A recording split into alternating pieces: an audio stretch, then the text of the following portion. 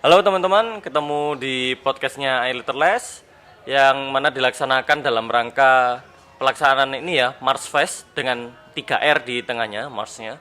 Jadi Mars Fest ini tujuannya untuk jadi momen atau jadi bulan komunikasinya para pegiat lingkungan di Kota Malang yang dicanangkan oleh iLitterless, Overhype Ship dan Fosco Coffee. Siap. Harapannya tiap tahun akan ada gini. Jadi emang ngumpulin aktivis dan penggerak lingkungan ya.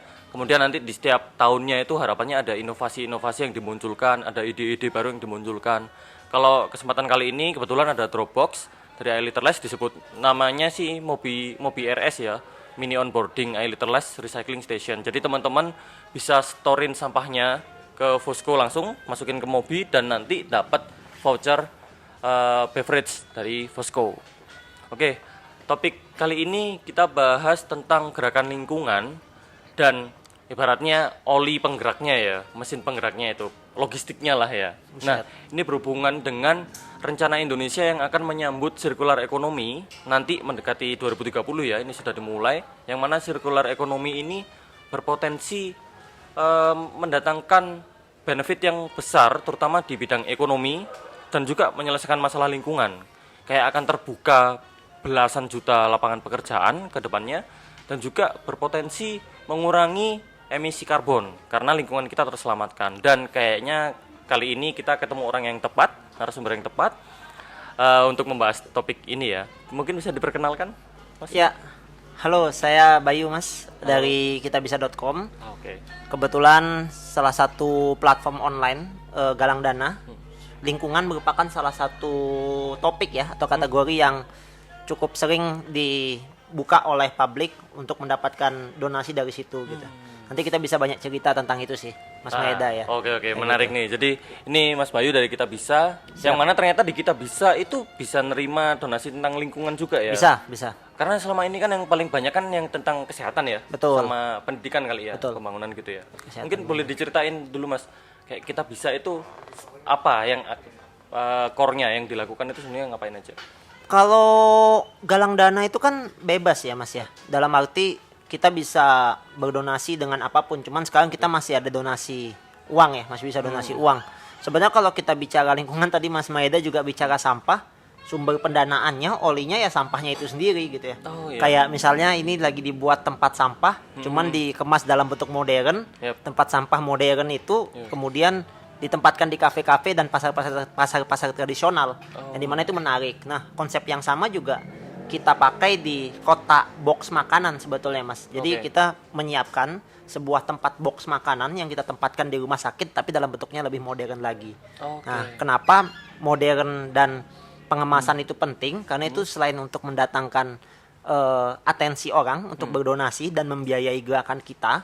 Tadi di isu pangan ya misalnya ya, isu pangan tuh misalnya isu ada kotak box makanan dengan penghangatnya ditempatkan, mungkin dengan tempat sampah ini ketika ditempatkan di berbagai tempat, atensi terhadap gerakan lingkungan lebih besar dan keterlibatan partisipasi masyarakat untuk turut serta dalam aktivitas lingkungan itu bisa makin kuat lagi sih. Di situ sih call kita biasanya Mas Maeda. Oke, itu menarik tuh. Jadi apa, menarik minat orang untuk berdonasi ya. Untuk berpartisipasi lah. Partisipasi ya pastinya. Iya. Nah, kalau ngelihat dari itu tadi, Siap. ada yang kesehatan, terus ada lingkungan. Ya. Kira-kira selama ini yang udah Mas Bayu tahu, isu apa yang paling menarik orang untuk berdonasi? Misalnya di lingkungan. Di lingkungan ya. Kalau lingkungan kita bagi 3 Mas bidangnya ya. Yang pertama itu lingkungan itu sendiri, seperti misalnya pohon, sampah dan lain sebagainya, plastik ya. Itu sendiri core-nya. Yang kedua itu adalah lingkungan hidup. Selain lingkungan itu juga ada hewan. Kita termasuk ada kategori bisa nolong hewan. Jadi lingkungan hewan itu termasuk dalam kategori lingkungan hidup sebetulnya. Lingkungan yang ketiga adalah dampak dari kerusakan lingkungan, yaitu bencana alam, banjir, gempa, banjir, longsor dan lain sebagainya. Itu kan dampak dari lingkungan. Jadi 3 kategori ini dia satu payung besar, itu kategori lingkungan hidup.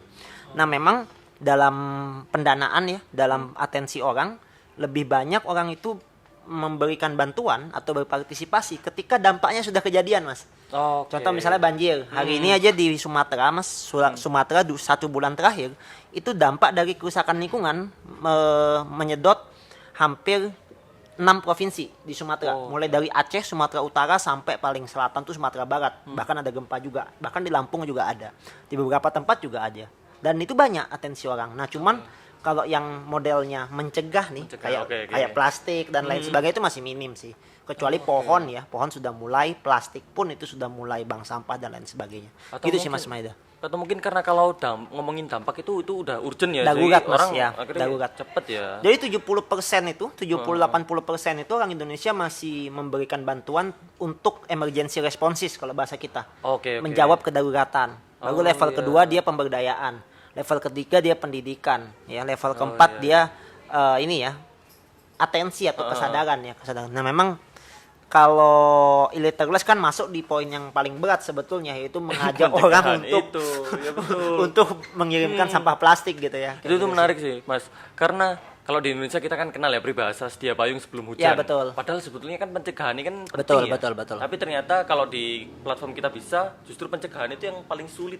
Paling sulit untuk Paling sulit karena donaturnya itu lebih suka ketika dampak. Misalnya contoh di NTB kita punya program konservasi penyu.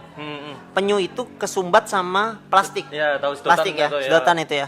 Jadi kita itu lumayan besar penyu itu dapatnya ya, hampir puluhan juta.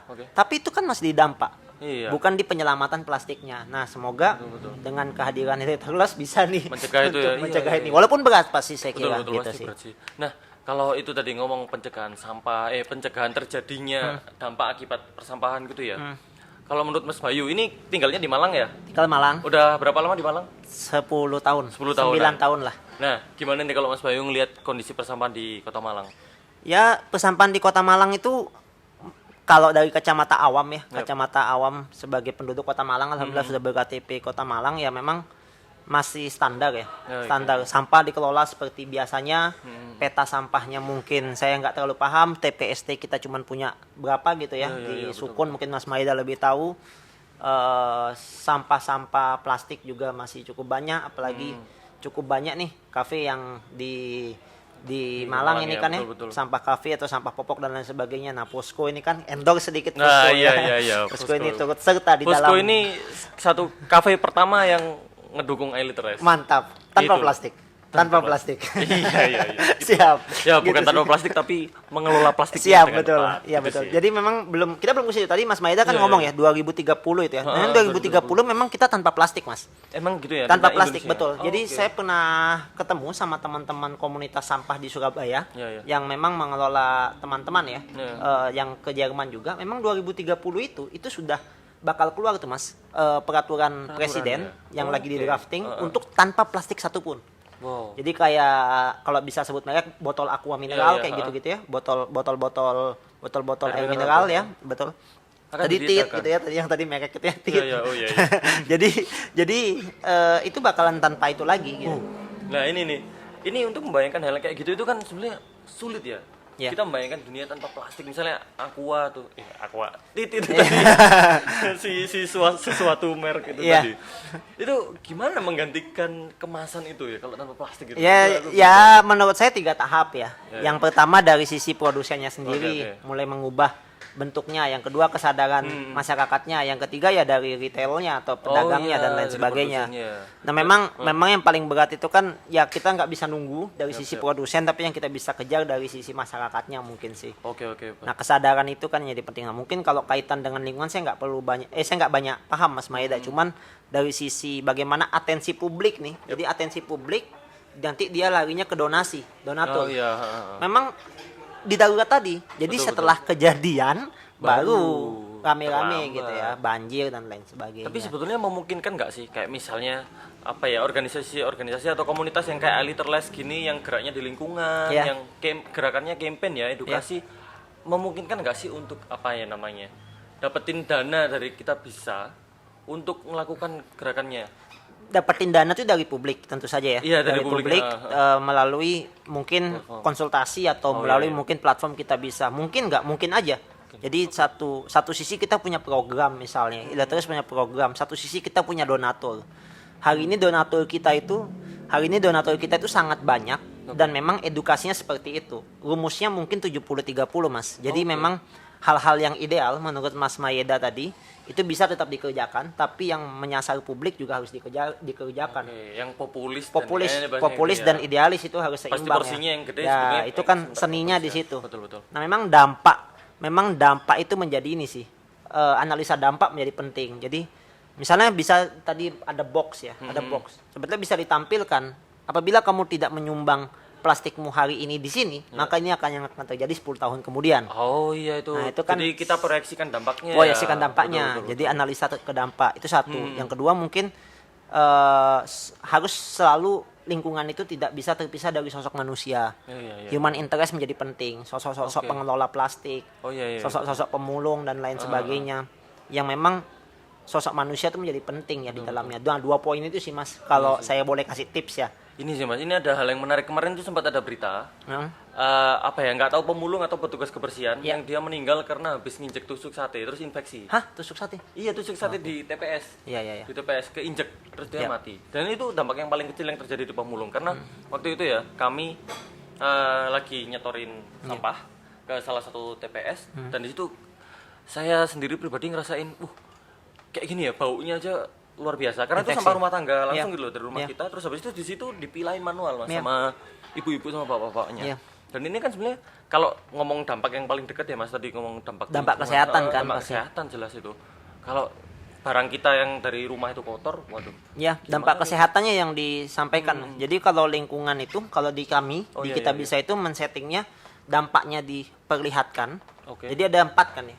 Ada dampak kalau dalam pembuatan konten kami itu kita punya rumus 4 ya. Ada dampak sosiologis. Ada penyebab sosiologis, penyebab ekonomis, dampak ekonomi, dampak psikologis, sosiologis, ekonomis, sama dampak medis. Dampak medis. Nah, misalnya sampah ya, dampak medisnya apa? Tadi tetanus. Dampak sosiologisnya apa? Lingkungan atau kecemburuan sosial makin terjadi misalnya. Psikologis, bagaimana perasaan orang ketika menghirup bau sampah. Terus dampak ekonomi, bagaimana mereka yang hari ini masih sangat minim untuk mendapatkan perhatian pemerintah atau perhatian publik terhadap pembiayaan itu gitu. Nah, itu kan dibungkus dan dikemas memang. Itu menarik sih. Memang seperti itu sih pola-polanya. Dampak itu ada. Terus ini Mas, satu hal yang ini sebenarnya menarik. Mau tanya dulu ini. Semua menarik kayaknya. Oh iya sih, banyak tapi ya itulah nanti mungkin kita bisa panjangin lagi nih terusnya. Terus di rumahnya Mas Bayu, sekitar rumah, dekat rumah, itu tergolong bersih nggak kalau sampah-sampahnya? Bersih Mas. Bersih ya. Tergolong kalau di komplek bersih saya. Jadi kalau Mas hidup di kompleknya Mas Bayu sendiri, ngelihat kondisinya bersih. Bersih. Nah, sempat kepikiran sih sebenarnya aku itu. Kalau misalnya sampah kita kan tiap pagi diangkut ya tukang sampah. Dan kita ngerasa lingkungan kita bersih, nggak ada masalah sampah kok. Tapi ternyata entah di TPS atau TPA tuh yang numpuknya. Nah, ada pandangan nggak kira-kira gimana sih menyadarkan orang bahwa sebetulnya lingkungan kita ini kotor, sampah kita ini dampaknya luar biasa. Ya, kalau di sampah rumah tangga sasaran saya rasa sudah mulai meningkat ya Mas ya. Kesadaran publik terhadap sampah ya. Di rumah tangga ya terutama rumah tangga kita lari ke RT RW misalnya. Bagaimana di situ punya ada petugas sampah misalnya datang ya. Nah, itu satu sisi ya. Jadi rumah tangga RT komplek rumah kita sudah bisa lumayan guyup ya. Tapi kalau sudah naik ke level kota, kelurahan, sampah-sampah yang publik gitu sampah-sampah yang di publik kita nggak pernah tahu itu menjadi tanggung jawab siapa. Tentu aja itu jadi tanggung jawab kita. Cuman kan kita tidak mungkin satu persatu untuk itu karena sudah ada yang di situ. Jadi kesadaran di rumah tangga sudah ada sebetulnya menurut saya. Kesadaran di RT RW lingkungan sekitar sudah ada. Kesadaran di kota dan Indonesianya mungkin yang belum. Mungkin ya. Kalau saya bilang belum nanti saya dihujat netizen gitu ya. Tapi saya rasa kalau di rumah tangga sendiri ini sudah beres. Beres ya. Nah, memang yang kita nggak tahu adalah ketika sampah dari komplek kita dibawa ke dalam TPST, kita nggak pernah tahu yang terjadi di sana apa. Dari TPST kemudian didaur ulang seperti apa, kita nggak pernah tahu apa. Yang kita tahu adalah komplek, yang kita tahu adalah sampah di depan mata kita itu hari ini sudah bersih. Nah, misalnya kita di kafe, kita lagi bersih-bersih, masukin ke tempat sampah, kita tahu kafe kita bersih, tapi sampah kita nggak pernah tahu larinya kemana kan, seperti itu. Nah, makanya syukur gak ada box ini. Ya betul sekali ya teman-teman, jangan lupa storein itu ke Mobiares ya, ada di Posko. Oke, terus yang menarik lagi, ini mungkin pertanyaan menuju terakhir ya. Lupa aku tadi apa sih? Ya ngomongin dampak ini Mas, kembali lagi ke platform kita bisa sendiri. kalau secara umum Ya. orang-orang ini kan memang masih apa ya namanya tergugah dengan yang dampak-dampak itu Ya, dampak-dampak, yang ibaratnya emang kita terlambat ya, kita mengobati ya residual lah ya seperti itu. Kira-kira ada tips nggak Mas dari kita bisa untuk gimana meningkatkan atensi masyarakat untuk apa ya berdonasi, berpartisipasi ke kegiatan yang sifatnya pencegahan? Ya ada 3 level tadi yang saya bilang Oke. Dari sisi kitanya sendiri sebagai agen penggeraknya, jangan capek-capek untuk terus mengingatkan. Oke. Itu klise tapi harus terus dilakukan. Karena kan tantangan kita sebetulnya nafas maratonnya harus panjang. Itu satu sisi. Yang kedua dari sisi kreatif dan penyampaiannya. Yang tadi saya bilang 70-30 atau 80-20. Kondisinya masyarakat kita itu masih melihat dampak terhadap aktivitas. Dampak terhadap sesuatu. Sampah itu dia tidak melihat, tapi ketika ada orang sakit karena sampah baru dia akan bantu. Jadi analisa betul. dampak itu kalau kita mau ngejar untuk pendanaan atau pembiayaan itu paling cepat untuk kita dapatkan. Jadi pengemasannya bisa analisa dampak. Analisis dampak. Yang ketiga tentu saja dari sisi kreatif masyarakat dan donaturnya gitu ya. Kesadaran publik harusnya kita terus meningkat. Bisa dari kesadaran partisipasi masyarakat itu sendiri atau dari kitanya juga. Kalau 3 ini sudah sirkular bisa kita lakukan, tarik ulurnya juga bisa kelihatan, menurut saya itu bisa jalan juga. Dan kita sudah berhasil di isu pohon Mas, misalnya kayak isu pohon, hewan, bencana itu sudah berhasil. Memang sampah menjadi PR gitu ya, sampah dan lain-lain itu menjadi PR. Tapi kalau makin banyak orang yang bergerak, saya rasa makin banyak yang ini sih makin bisa ya. Dan isu ini bisa naik juga ke permukaan. Lagi ada kerusakan iklim dan lain sebagainya. Saya rasa Illiterless juga menjadi salah satu pegiat ya dari Malang dan juga mungkin untuk Indonesia. Siap. Illiterless untuk Indonesia ya. Iya, mantap. Oke, berarti kita bisa ini terbuka ya untuk kalau misalnya ada komunitas lain mau ngajuin bisa. Lewat mana? Bisa daftar di platform kita di aplikasi kita aplikasi bisa.com. ya? Langsung aja. Biasanya kita akan tangkap itu ya, itu semacam proposalnya ya. Lalu kemudian kita pasti ada tim yang akan menghubungi teman-teman Illiterless sih. Biasanya gitu kalau tertarik. Tapi tentu saja dengan konsultasi yang tadi saya sampaikan. Tipsnya itu seperti itu. Jadi kalau ini ditonton nih orang langsung kalau mau pasang aplikasi, kalau mau dihubungi sama tim konsultasi seperti itu bisa bisa daftar aja ke kontak-kontaknya udah ada di ini ya pasti semua ya. Jadi kalau kegiatannya memang menarik ya bisa banget untuk kita hubungi gitu ya. Mantap. Dan sampah lingkungan menarik menurut saya. Sip. Terakhir Mas Bay, apa harapannya untuk persampahan di Kota Malang? Persampahan di Kota Malang yang tadi ya mungkin Mas ya, sampah-sampah di rumah tangga dan komplek semakin banyak harus terus digalakkan di rumah tangga dan lingkungan kecil itu sendiri ya. Nah, terus sampah di publik nih yang mungkin menjadi PR kita bersama. Sampah-sampah di tempat publik yang kita nggak pernah tahu itu sebetulnya tanggung jawab siapa gitu ya. Yang kedua, yang ketiga memang kita harus mengetahui bagaimana ini ya peta sampah di Kota Malang ya. Jadi dari sampah di Kota Malang TPST akan dibuat seperti apa. Dan menurut saya Malang sudah punya banyak komunitas lingkungan, bisa dicek sendiri. Malang Raya secara keseluruhan itu bisa banget untuk nanti kalau ada acara Maret itu diundang aja mereka harapannya. Jadi kita bisa buat semacam peta sampah barangkali Mas Maeda ya. Menarik tuh mapping sampah ya. Memang mapping sampah dan bisa kita lakukan untuk gerakan seperti itu. Kalau butuh pembiayaan bilang saya aja. Siap Mas Baik, thank you. Itu teman-teman dari Kita Bisa. Jadi Kita Bisa sangat terbuka banget ya ternyata untuk mensupport gerakan-gerakan lingkungan atau kemanusiaan. Pasti. Gitu. Itu podcast kali ini. Harapannya semoga bermanfaat dan ya teman-teman nanti bisa ikutin update dari Illiterless, bisa follow Overhype juga, follow Fosco Coffee untuk ngelihat update-nya selama bulan Maret ini. Dan teman-teman feel free to join. Terima kasih. Selamat siang. Siang, dadah. Thank you.